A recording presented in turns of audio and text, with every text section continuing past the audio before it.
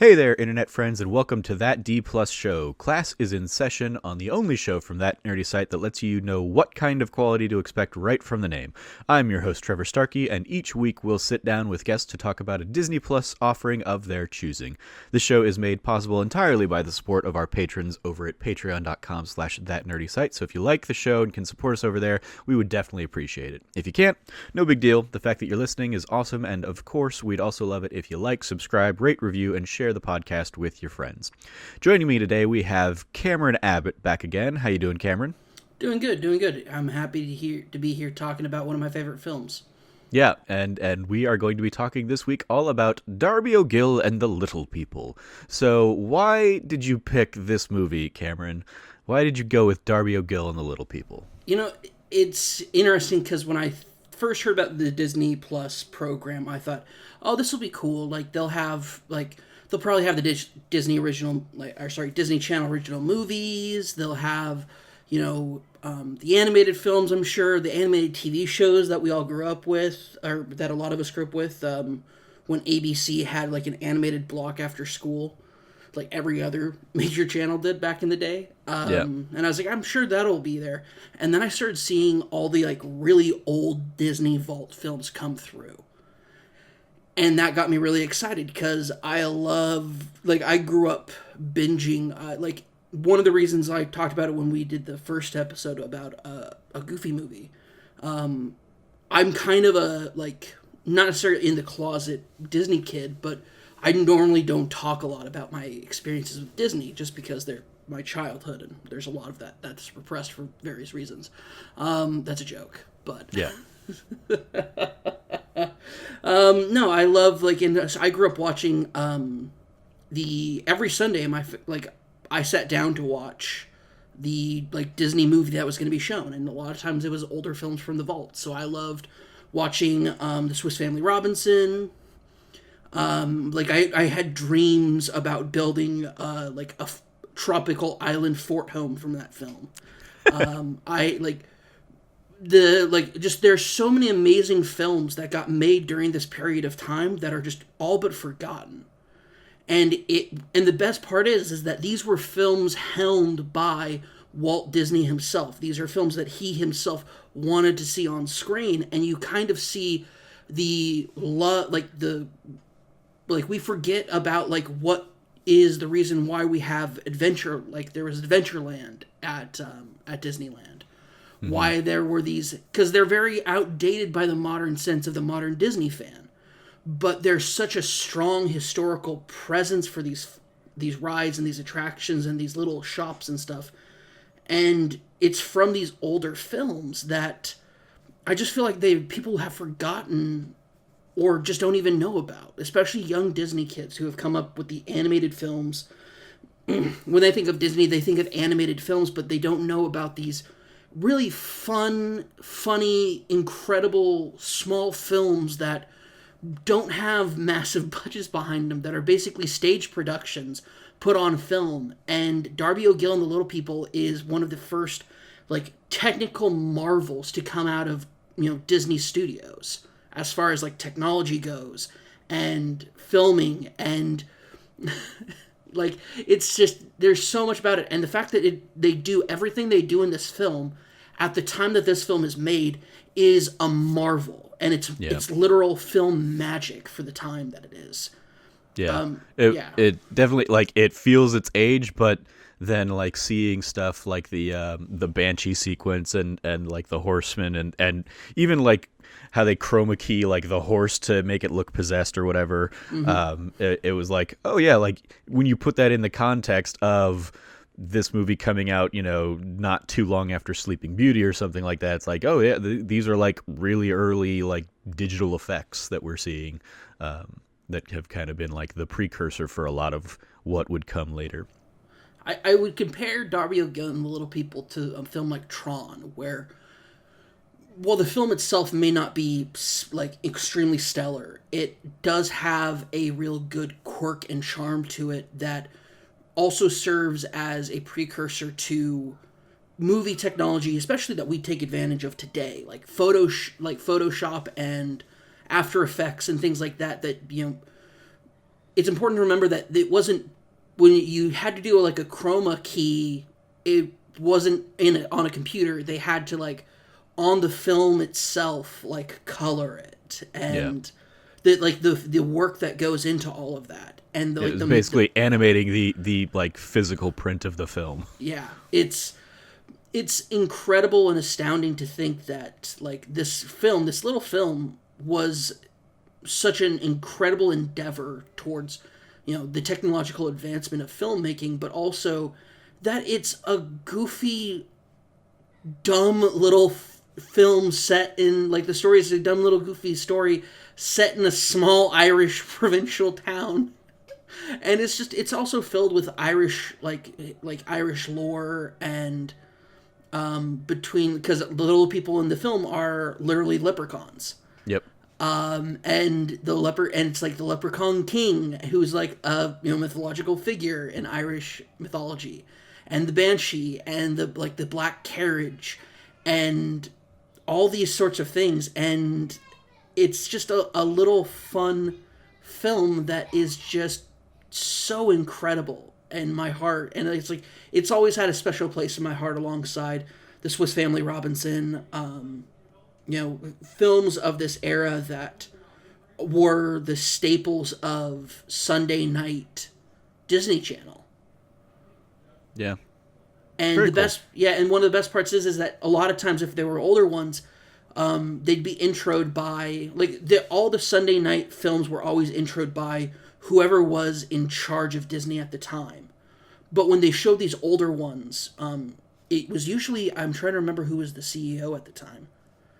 Because it wasn't Bob Iger. Bob Iger's the CEO now. I believe it was his son-in-law, Walt's son-in-law, who was the president in the 90s. Like Roy Disney? Not Roy Disney, his son-in-law. I mean, I watched through like all the Imagineering story, because before Iger it was, what's his butt? Now it's escaping me. Yeah. Anyway, but the best part is like they would say, well, you've heard me talk about it. Let's go hear what Walt has to say about it. And then they show like Walt's intro of the film, and it's for Darby O'Gill and the Little People. It's very special because there's no man who believed in the suspension of disbelief and the importance of it than Walt Disney. And to the point, I'm not going to spoil it because I think you have a note here about it. How he set up this film. It's incredible. And we'll get to it, but it caught, like, that was the first thing watching this movie that caught my eye when, like, that little title card comes up. I was like, oh God, he did that for this, didn't he? That seems quintessentially Walt Disney. Yeah. Michael Eisner is who I was thinking of. I think it is Michael Eisner who I was thinking of then. Because he was definitely, when we were growing up, he was the head of Disney, and especially like rewatching the Imagineering story on Disney Plus, I remembered so many of those, like you're saying, like the Sunday night Disney show. I remembered him talking to the camera and to the audience, kind of to intro the stuff. So I would guess it was him, but could have been somebody else. So anyway, I think the biggest reason I wanted to pick this film is because I wanted us to kind of not just do the animated films or the Disney Original Channel films. It's the Disney's so much more, and I think that's the advantage of this platform of Disney. And that's very much what I kind of envisioned for this show. So I think we had a great like little trio of introductory episodes for that D Plus show, because when I like thought of the idea for this and pitched it, it was basically like, we're gonna like tackle the well-known animated stuff. We're gonna tackle like the Disney Channel original movies, like we did last week with Eddie's $1 Million Cook-Off, and then we're gonna also just hit the random obscure things like Darby O'Gill and the Little People from 1959. So that'll lead us right into the history lesson. This was originally released June 24th, 1959, specifically in Dublin. It also got released in LA and New York later that week on the 26th and 29th, respectively. It didn't get wide release in the US until June 22nd, 1960, so pretty much a year later. And it just, like, even looking that up, I was like, oh God, that's right. Like, the film release schedule was just so vastly different, 50, 60 years ago, that like it it had like a small targeted release and then didn't really go wide because there wasn't really a wider market so much at the time. It was very still like, limited out there. Other notable releases of the time that I identified, if you look kind of at its first release year, 1959, you had Porgy and Bess releasing pretty much at the exact same time. And then a year later, when it kind of hit wide release, it also released like the week after Psycho, which released on June 16th, 1960. It is an hour and 33-minute runtime, and in the Disney timeline of things, for live-action movies, this came pretty much right between The Shaggy Dog in March 19th, 1959, my birthday, and Zorro the Avenger, which came out September 10th, 1959. Also notable, something I kind of identified here, like I said earlier, Sleeping Beauty, one of the very early Disney animated films, came out January 1959, so earlier that year. So that was kind of Disney's more or less 1959 was this smacked right in between Shaggy Dog, which Brian Nabish and Jackson tweeted out, so I'm going to try and get him on for that show at some point.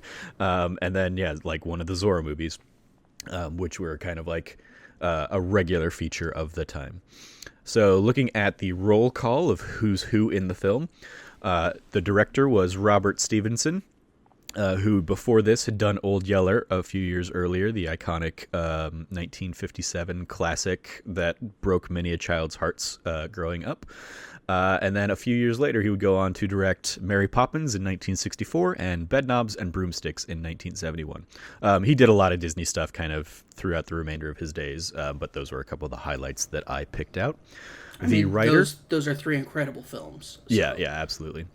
The writer was Lawrence Edward Watkin, who did Treasure Island in 1950, The Story of Robin Hood and His Merry Men. At least that's how it's listed on IMDb. Disney Plus, and even the poster just has it as The Story of Robin Hood in 1952. And The Great Locomotive Chase of 1956. And then a sub-writer is H.T. Kavanaugh, who basically had written the Darby O'Gill stories. In, I'm guessing, Irish culture. I didn't do too much digging into that because he had zero other IMDb it's credits. Literature that he wrote. You have this film starring Albert Sharp as Darby O'Gill, who had done Brigadoon before this in 1954. Janet Monroe as Katie O'Gill, who did the aforementioned Swiss Family Robinson that Cameron was talking about. She did that about a year later in 1960. Most notably for, I think, anybody who's going to be listening to this was Sean Connery here as Michael McBride. He, of course, was known for 7 films as Bond, and then he was also, Henry Jones in Indiana Jones and the Last Crusade. He did The Rock, he did Finding Forrester, League of Extraordinary Gentlemen. He has a long, storied career. And lastly, the one I pulled out and highlighted is Jimmy O'Day as King Brian.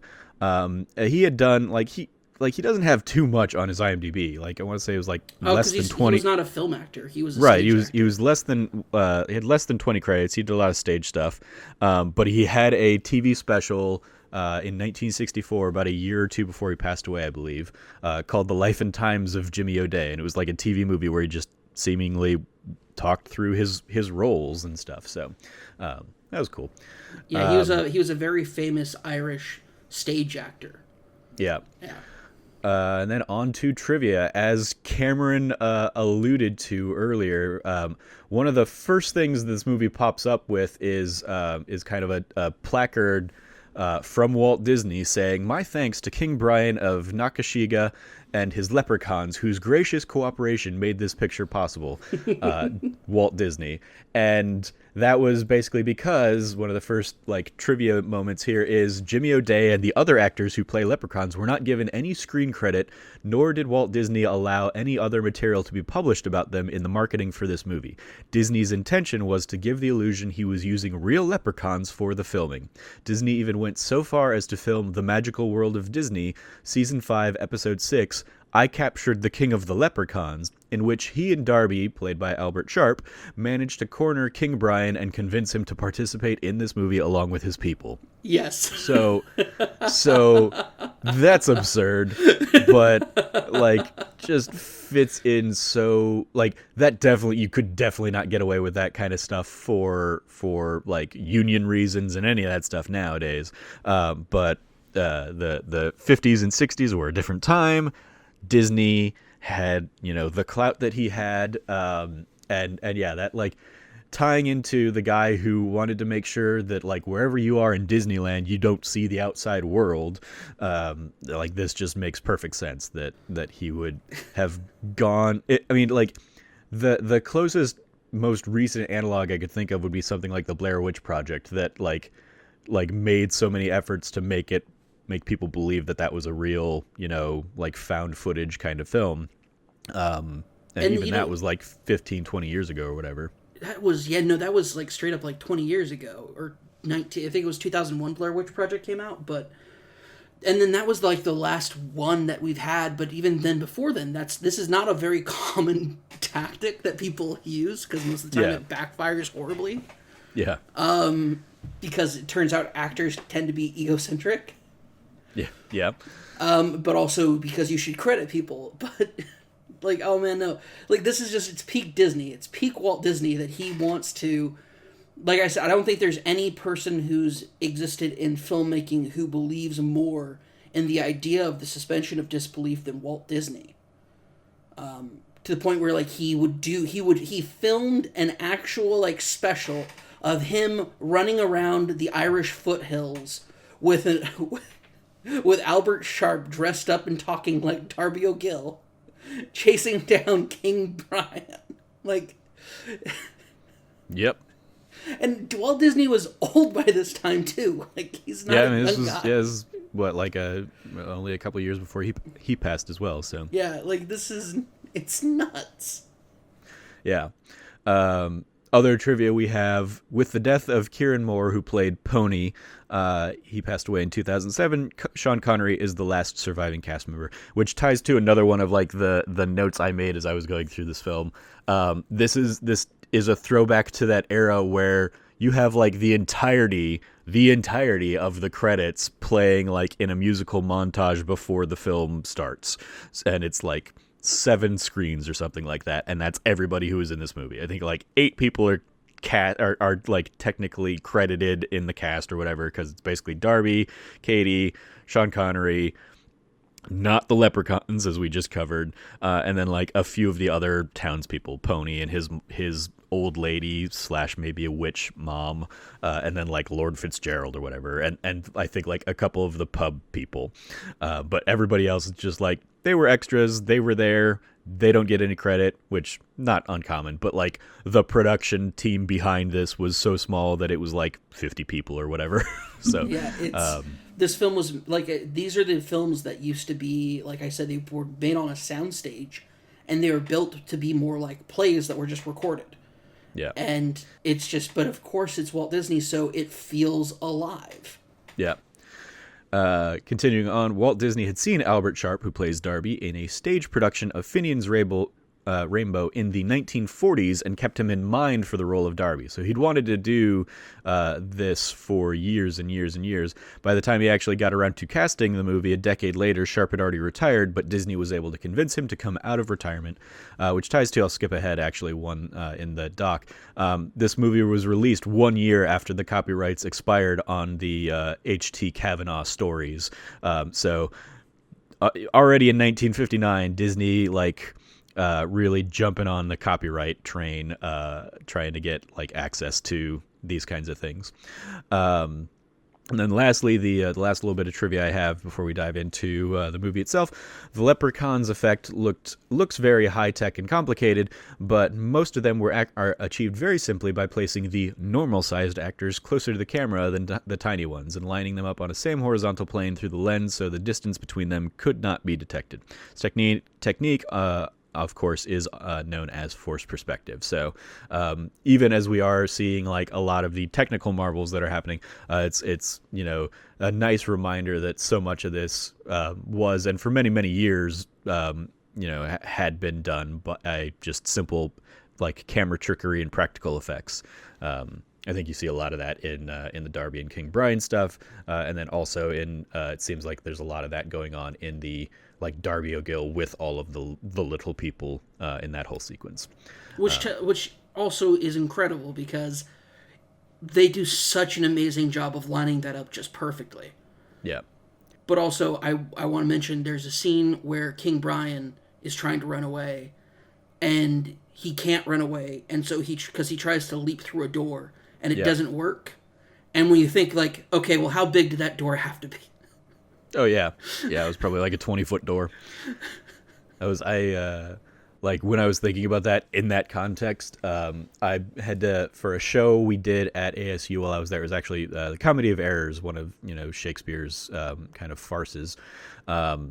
We had a giant, like, 15-foot door, and it was my big project to build because I worked in the scene shop building sets and stuff, and I basically had to, like, that was like one of my first big welding projects that I built this giant door, a door frame, and then a giant like steel door that could like swing open. And I think we put like stained glass in between like the panels and stuff.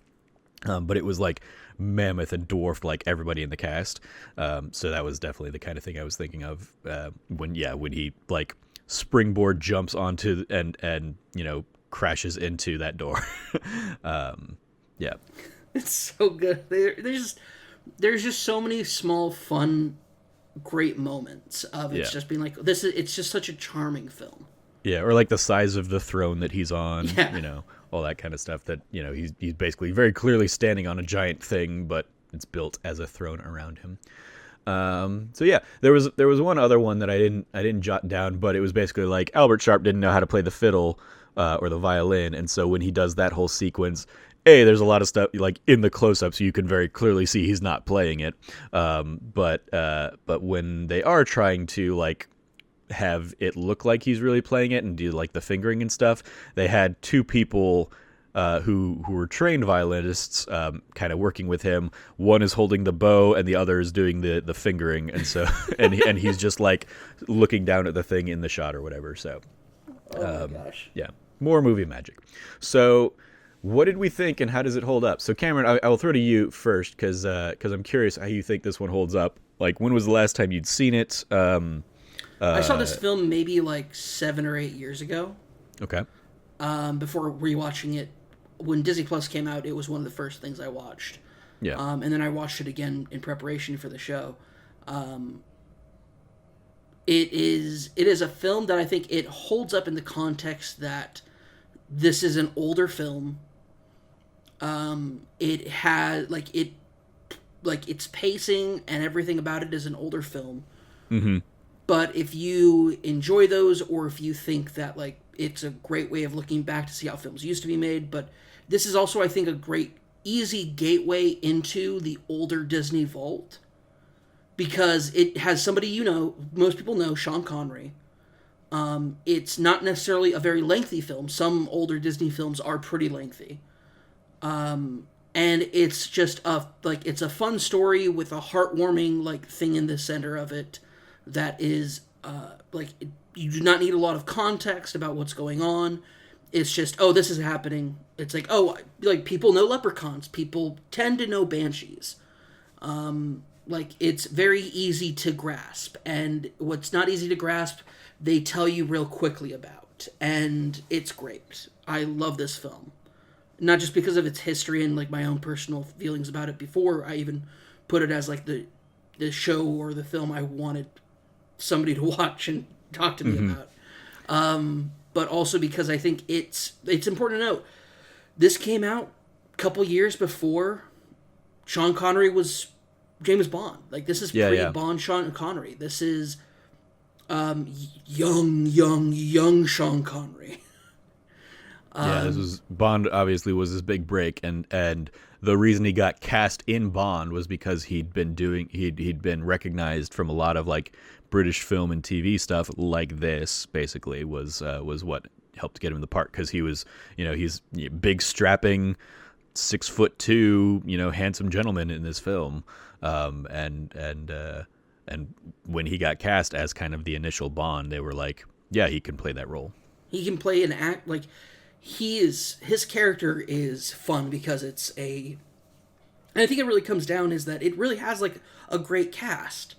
Like it's Sean Connery's the most famous person in this film, but it was at a time when Sean Connery wasn't famous. Yeah. But Sean Connery still puts up, like, he's doing a great performance in it. He's clearly not singing, like they clearly dubbed over his singing. Yeah, that was another trivia thing, but like it's like some of those I'm like, it's hard to like debate, because even like the trivia post on like IMDb basically says like they released the song as a single, but there was controversy around whether or not it was really them singing or not or whatever. It's like yeah, it's probably not, but it also could have been, and it just, I mean, like, because most of the movie is ADR'd, so it could have just been a case of that too. That is true. Like most films back then, especially if you're filming outside, you have to ADR. So yeah. No, like I think it's just one of those really great, wonderful older films. So like it's an older offering for sure. But I think but like nothing is so egregious, and nothing, in my opinion, is like there's nothing extremely problematic about it. Like there's some stuff because it's an older film and it's older, and even on top of that, it's talking about an older time in history. Mm-hmm. But at the same time, like it's not so egregious. Like there's a lot of films made back in 1959 that like we probably shouldn't be watching today because they're like content wise, it's not good.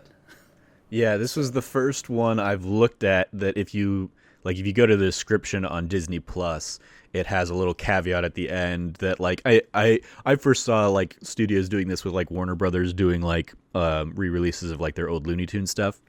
But it basically says like the movie is like remains in its original, form, and some and contains like cultural depictions that may no longer be accurate or appropriate. So it basically gives you a little like warning of like, hey, heads up, there might be stuff in here that isn't going to be as PC as you would like today, but this is just how it was back then. And like outside, like really like the whole idea of like the leprechaun is, it feels like the only real like case of that. I mean, even that, like I appreciate that they didn't like that it was handled as like a whole bunch of like, I guess like regular sized people doing like just doing it on a forced perspective thing instead of like the Munchkins of Munchkinland or something like that. Yeah. But I think on top of that you also have, I mean, like let's be fair, the cultural depiction of Irish people stereotypically are drunk layabouts who don't do anything except sit in a bar all day. And Darby O'Gill is a drunk layabout who sits in a bar. Like, that's, I think, the most egregious, like, depiction of anything in this film. And even then, it's, like, it's shown Darby O'Gill is just, like, that's part of his character, but then you see somebody like Sean Connery's Michael, who is, like, serious and focused and wants to do a good job for what he's doing, and he's very industrious. You have Katie, who is a caretaker, who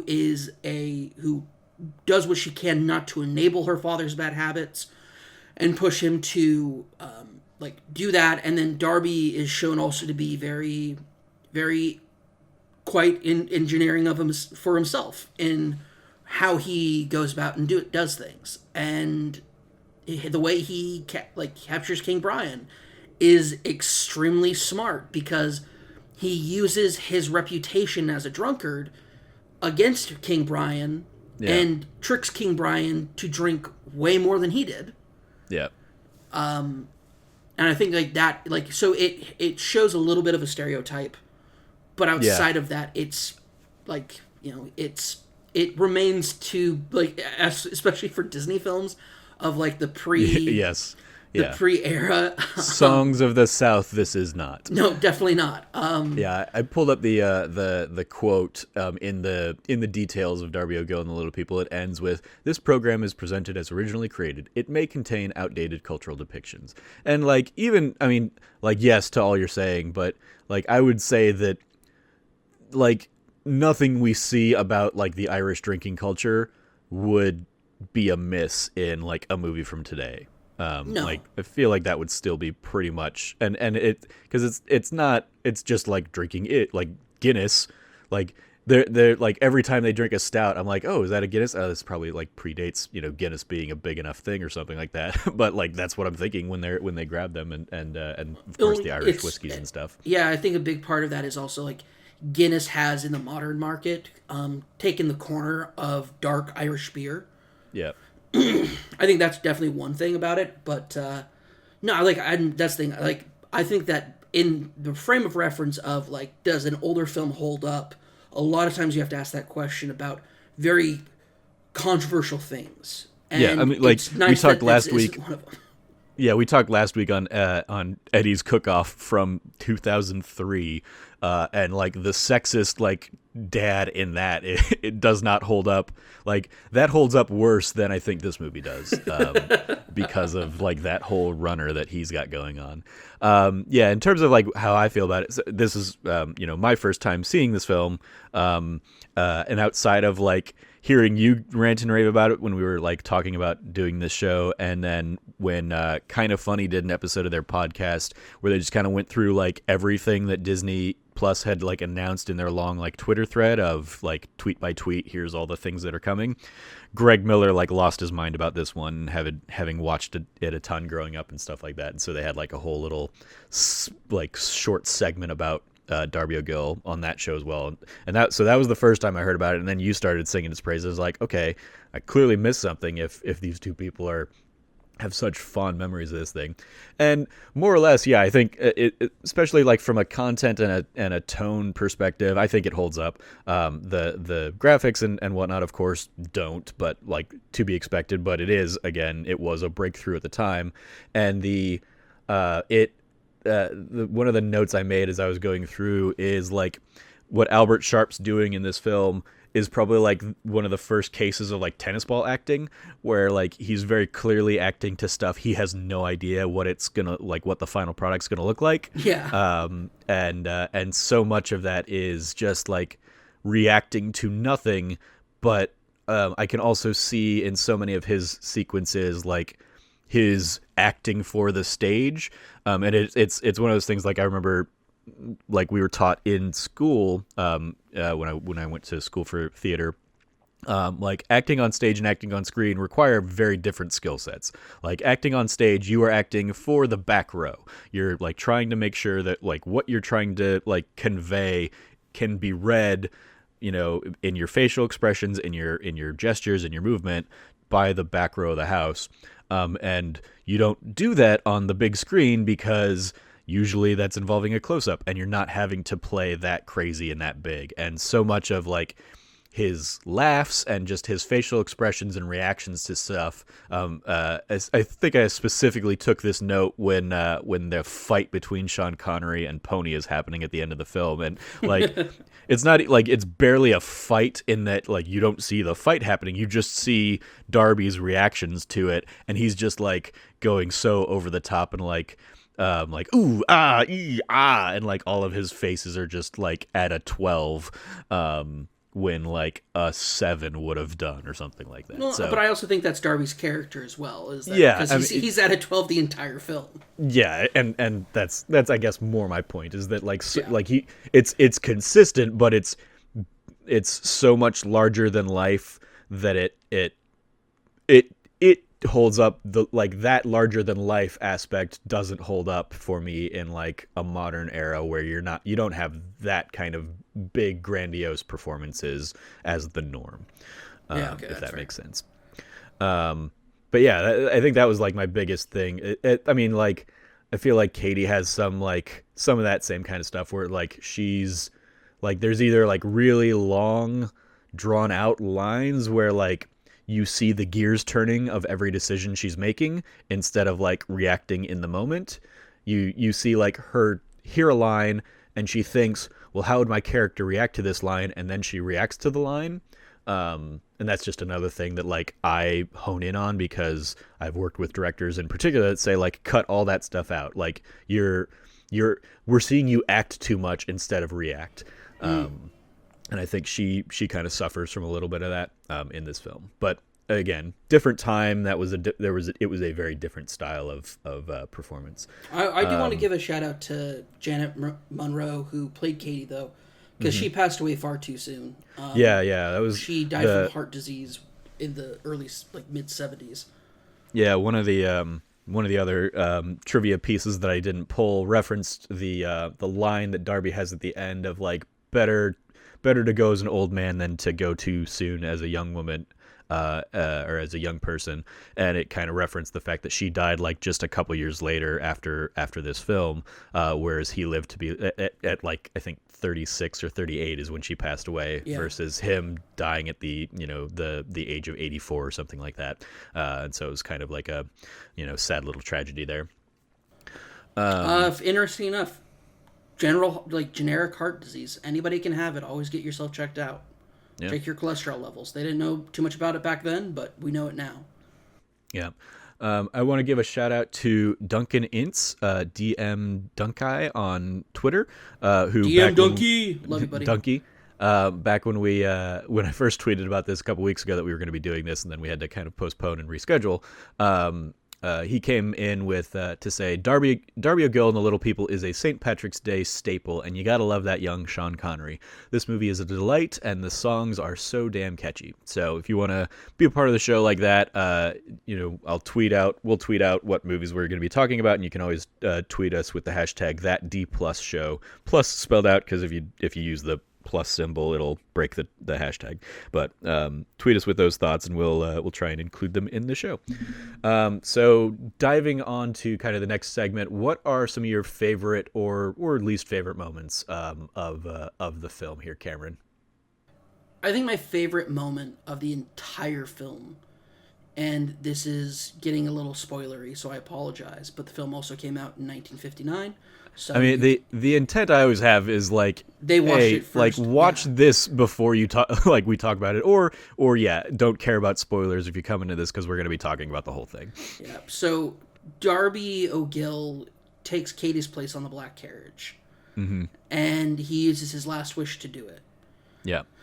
And I love the moment where it's him and King Brian, because King Brian's decided that he's gonna go with Darby across the threshold as friends. Just to kind of give him companionship at the end. Yeah. And it's this wonderful moment of these two men who are just complete rapscallions. Just filled with, the jacknapery that they've been doing this entire film to each other and to other people. And like these kindred spirits are having this solemn, quiet moment. And it's so beautiful because it's so oddly out of place for these two characters who have just been goofing around and having fun the entire film to be like recognize the solemn nature of what is happening and what's going to happen. And then, a little stroke of Irish luck happens and we get a happy ending, but that moment between those two and, King Brian's tiny little leprechaun man just sitting on the seat opposite to him and next to him and throughout the film. And, these have been just such great foils to one another, but also great, collaborators. And it's just such a wonderful little, like, their relationship is definitely a great highlight of the film. Mm-hmm. But man, it's just so, like, it's still that punch in the gut when it's just like, Darby, who has done everything he can to kind of put off responsibility for anything throughout this film, like swallows a pill that's almost too enormous to swallow and takes that leap for his daughter, and it's just like, it just shows that, he might be, a bit of an oaf, he might be a bit of a layabout, but he cares and loves his daughter so much that with very little to any hesitation, he does what he does. And it's just such a defining moment for the film, because the film goes from like, we're having so much fun to everything's going to be bad very quickly. Like, oh, she's gonna die. The Banshee showed up. She's gonna die. Like, that's the thing. It's like, that's it. And then the Banshee sends a freaking black carriage right up to their door. And it's like, man, it's nuts. Like, it's nuts. But it's just such a... And then, the relationship that blooms between Michael and Katie, very, I don't want to say generic, but very, very normal storytelling, especially in films from back then. Real quick, I want to just go back to on that carriage scene, because I really enjoyed that sequence as well. Even though I knew, like, as soon as he made the wish, because it had been like such an established point, I knew that somehow he was like, I thought he was going to be clever enough to make the fourth wish on his own, like once Katie was free. But I appreciate that basically, like, King Brian going on that carriage ride with him I read it at least as like he made the decision that he's going to try and trick Darby into making a fourth wish to like get him out of this the ride. So it establishes their true friendship. After everything. Absolutely. Because it was just like, okay, well, like, clearly, like, once he's on the thing and Katie's safe, now he can make his fourth wish and also be safe, kind of thing. So like I said, I thought that Darby was gonna turn the tables because he had been made the fool the first time around, but he was going to use that like loophole to like I thought he was going to exploit it this time and really prove how clever he was. But I appreciate that instead King Brian kind of tricking him into it does establish that King Brian cares about Darby and wants what's best for him. It's such a, like, the thing is, the film is just filled with these little brilliant moments of, like, when Darby tricks the leprechauns on how to get out of their mountain home. He tricks them into doing a fox hunt. Yeah, I didn't follow what was going on there, because like it just seemed like he was just playing the music faster and faster and faster, and everybody's getting like riled up and having a great old time and stuff, and then like suddenly everybody was on like tiny horses and fleeing the mountain. And so I was like, what was my note on that? Like, I just have like a note: Darby's fiddle powers make all the leprechauns leave on a tiny horseback? Question mark, question mark, question mark. Yeah, that's a very vague scene, to be honest. Yeah. I mean, like, that. If we go to like least favorite scenes, like, I would say that one, just because it felt longer than it needed to be. Yeah, like I would say so. Yeah, it felt like it was like, okay, they're padding out the film here a little bit by having this overly extended dance sequence to really, I think, show off the forced perspective kind of things they were playing with there. But yeah, it just kind of went far longer than it needed to, and well, I think it also drives the fantasy of the Leprechaun Kingdom, where it's like, look how opulent and wonderful it is. So I think that was also partly selling the fantasy part of it. Yeah, that's true. But I also think that the film is long in the tooth. But man, I just like, this film is just so good. Like, it's so, like, honestly, how did you really feel about it though? Huh? Did you really enjoy it, or is it just like kind of like okay?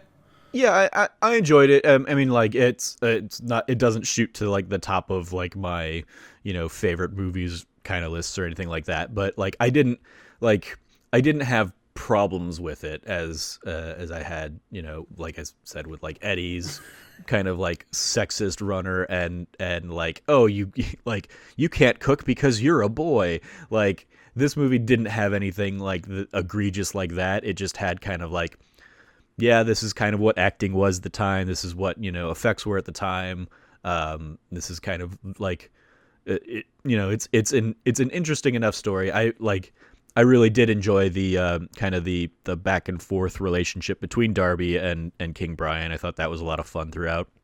I thought the pony and his mother, the old lady, were like such stereotypical bad guys, but that's all they needed to be. Yeah. Like, they didn't need any like deeper, like they like Pony's basically Gaston, right, more or less, like a somewhat lazier Gaston. I actually the actual comparison I made in my notes was that the old lady and Pony are basically Fairy Godmother and Prince Charming from Shrek 2. Yeah, they are. Oh my gosh, that's true. Yeah. yeah, so that, I was like, that was a fun little revelation, and like, I it I wanted I wanted them to like close the loop on like, is she a witch? Is she like the banshee in like in like Persona or whatever, or is that just like, Darby kind of like spinning a tale or something like that? I feel like that was left more open ended than I would like, because it looked like she was the actress playing the banshee potentially, but I couldn't, because of just the effect. I couldn't tell if it really was her. But she also like had, I think, some of the like the worst case of my like bad ADR slash just like acting for the era, where I was just like, oh yeah, this would be a much more natural performance today. But and I was worried we were heading down that path when like the first thing she says in the movie, and pretty much the first lines we get, are her telling Katie that she has to be married or she's gonna die an old spinster. And I was like, oh no, don't be one of those movies. And fortunately, like, that, while still like kind of one of Katie's main motivations or things in the back of her mind, like, Katie doesn't really subscribe to it. She's like, I'll marry when I want to marry and whatnot. But like that being like the first like perspective we get, I'm like, oh no. But I appreciate that that's just really like her thinking of her line of thinking, is that like Katie has to marry or nobody's ever going to love her. So. And she also wants Katie to marry Pony. So yeah. So yeah, I like, overall, like, I enjoyed the film fine. I probably won't go back and watch it anytime soon, but it was nice. It was a good enough time. Good. I'm happy to hear. Yeah, it was a good fun time. I also, another one of kind of my favorite scenes from the film, you already mentioned a little bit, but I loved the drinking scene between Darby and King Brian, where like Darby does like put his plan in place for how to like keep him there until the morning, and his magic, like, it wasn't clear to me that his magic like only works at night. So you need to know some stuff about leprechauns. Yeah. I mean, like, it becomes clear, when the plan has worked and he can't, teleport through the door, and you get like I think contextually you understand enough of that to know that there's a reason he's trying to keep him there until morning and whatnot. But yeah. How did you that Darby's horse was in on it? That was weird, and like the whole time I was pretty like, anytime the horse was doing something, I was like, oh god, is that the peanut butter you can see on the horse's teeth that are like they use, and certainly much more back in this day, that they used as like the trick to make the horse look like they're talking and stuff, because like you could see all this like orangish goop on the horse, and I couldn't tell if it was just the horse had like bad British Irish teeth or if it was like peanut butter that they were using to try and like show off the horse. I'm pretty sure it was peanut reacting. It was fine. It was just kind of a like they just threw to random reaction shots of the horse, whatever. Like that scene was the director's very much known for doing weird things like that. So yeah, Swiss Family Robinson's filled with them. Yeah, I very much appreciated like Darby, like like pouring the drink back in the bottle so he wasn't getting drunk. I didn't think it would only take 2 like rounds to get the king of the leprechauns like drunk like that. So maybe that's me playing more into or I guess that is the movie playing into a stereotype more than I anticipated. No, because think of how big those cups are for him. Oh yeah, I mean, yeah, like that's he could bathe. But in he's that also cup. a magical creature. Is kind of the juxtaposition that I don't yeah, know like any stories I recognize about leprechauns being like good drinkers. I don't know anything about that. I recognize that like the cup is basically the size of his entire torso, so of course it's not going to take too much of that. But like also he has what like 30-40 more like shots, so to speak, because they get to round 80 or verse 80 and 81 by the end of the evening. Yeah. So like if you have to follow that line of logic, then he died of alcohol poisoning 40 drinks ago. So, but yeah, it was a fun little sequence. And like it.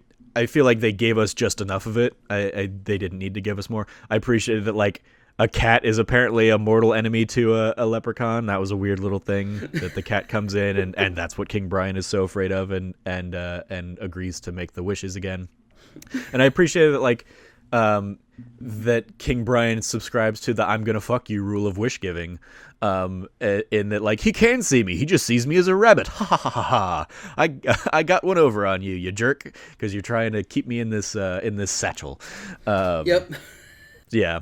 That was the, like, yeah, I thought, like, far too late, I started making comparisons to, like, Aladdin in the movie of, like, you know, how of course Darby's going to use his last wish for someone other than himself, you know, as is the trope of that kind of movie. But yeah, overall I enjoyed it. It was a good fun time. So I think that can kind of segue into our report card. I'll kick it off, and I think I will give this one a solid B grade. Good, above average.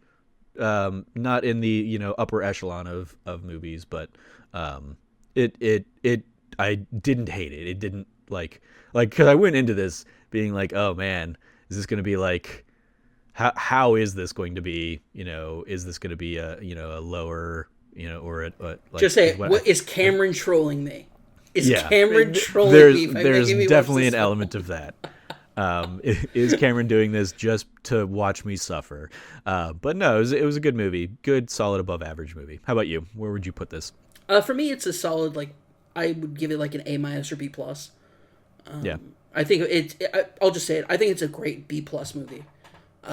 It's, like you said, it's dated. At the time, I probably would have said it's an A+ film, greatest Disney classic of all time.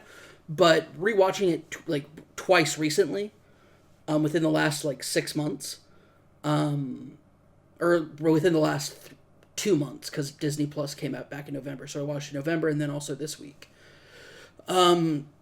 It's very much a film that, like, I hold near and dear to my heart, but, like, it's clear, like, it is older. If we're going to be grading the entire spectrum of Disney, I have to be realistic about it, and so I'd give it a solid. It's a B+ film.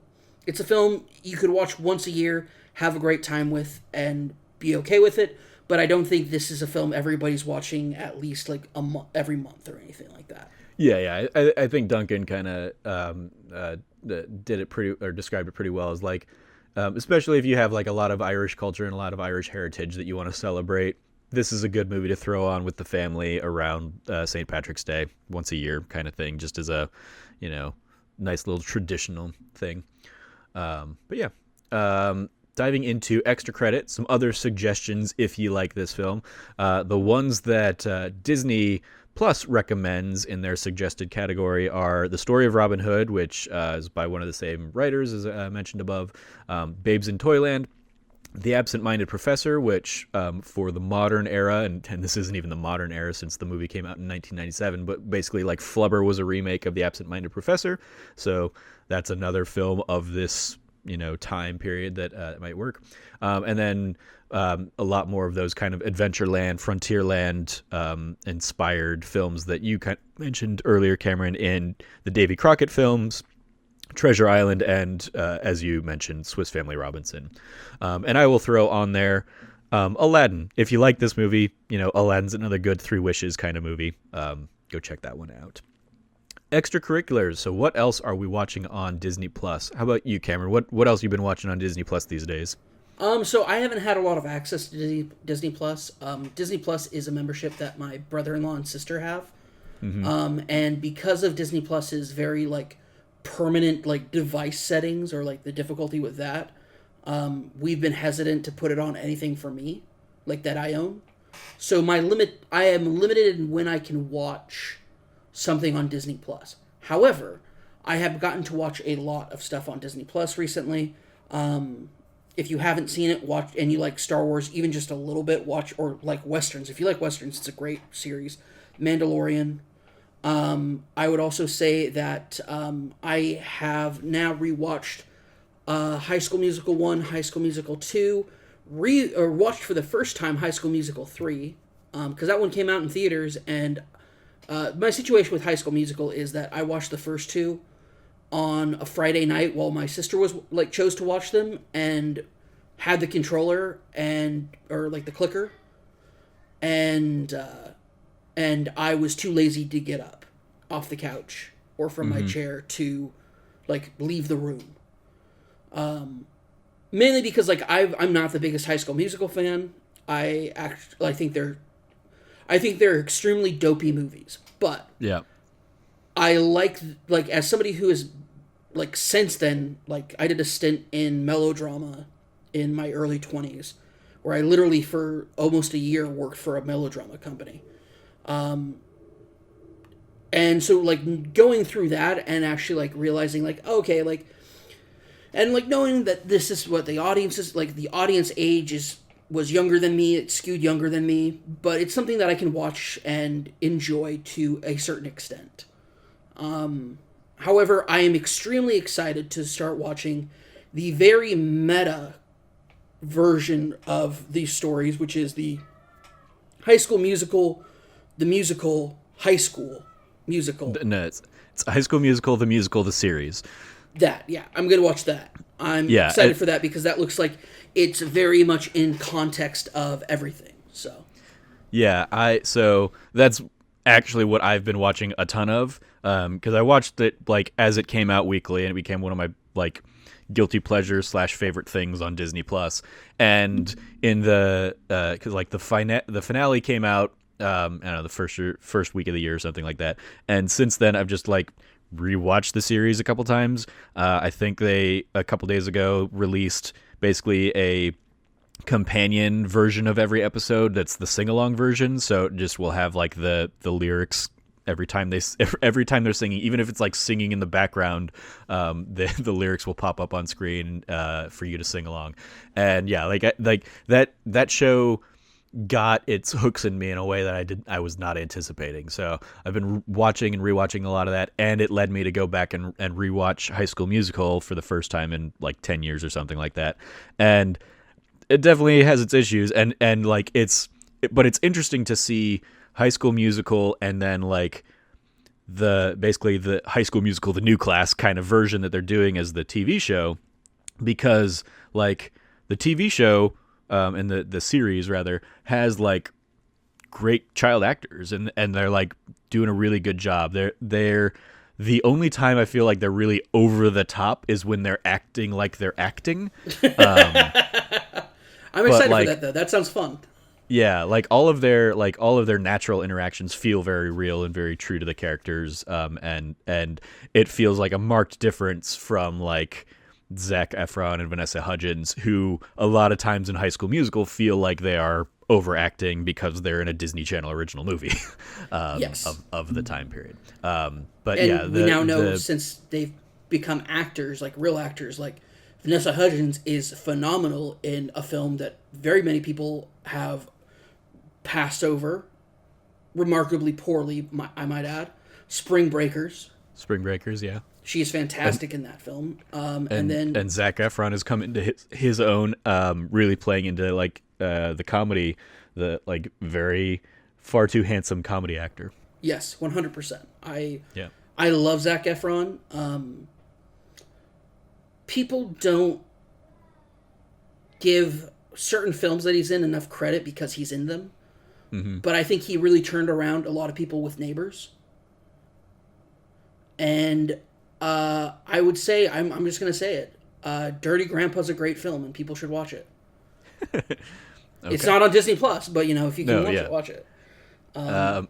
Did you have you ever watched the Harry Potter musical? Yes, of course I have. It's okay. I will say a Harry Potter musical. Oh yeah, Zac Efron. Headmaster Zephron. Headmaster Zephron. I love that runner for the first couple of those iterations, and I got to meet the team behind that when I went and saw Twisted in Chicago when that came out, and like they did a Q&A for like, because I basically was out there because I was like a Kickstarter backer for that show, and they did a Q&A for us, and like I sort of regret not asking where was Headmaster Zephron in a Harry Potter senior year, because like they just completely got rid of that runner, and it would have been I thought a fun little gag to to hear from the crew behind that. But yeah, like that was my biggest, because I wasn't really a High School Musical fan at the time it came out. Like I watched it probably, but like I think I talked about this on one of the shows recently. I didn't understand like the phenomenon behind it. But like, so Headmaster Zephron of High School Musical. Yeah. But Headmaster Zephron from Harry Potter musical was like my main touchstone for the actor. And that was just a nice little time capsule of where that show was as well. But yeah, like, so I appreciate High School Musical, the series, for like growing with the times and recognizing that that can be a show with good acting and good performances behind it, and not like cheesy over the top stuff. So yeah, I look forward to hearing what your thoughts on the show are. So we will have you back on to discuss them soon, I'm sure. So yeah, that's what I have been watching, was that one. You've been watching High School Musical. Very cool. Awesome. Well, that's going to do it for this week's episode of That D Plus Show. Thank you again, Cameron, for joining me to talk about Darby O'Gill and the Little People. You can follow Cameron. Oh, that was one of the other things that did get me about the show, was like that everybody has a different Irish accent, and they're all in the same provincial town. Yeah, so I was like, I enjoy that. It's just, it's one of those things, like, if it were a bigger deal at the time, they would have had a dialect coach, and everybody would have had like the same kind of, like, everybody would have been trained to use the same dialect. Yeah, maybe Sean Connery could have been different as a Dubliner, but yeah, everybody else would have been like, okay, you guys should all sound like you're from the same town instead of like every other part of the country. But anyway, so thank you, Cameron, for being on. You can follow Cameron at RevCabot, 2 B's and 2 T's. Anything you want to shout out, Cameron?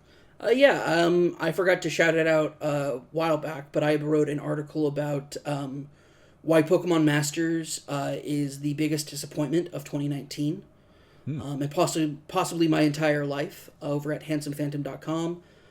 My top 10 games of the year came out over at that nerdy site. And even though those two things are completely unrelated to this, subject matter of this show, if you follow me, I have been, nope, actually, no, that's not a thing. I thought that was a thing. It's not a thing. I don't have anything else. I'm boring in life. Okay. You can follow me at Trevor J. Starkey on Twitter. And yeah, I would shout out similarly.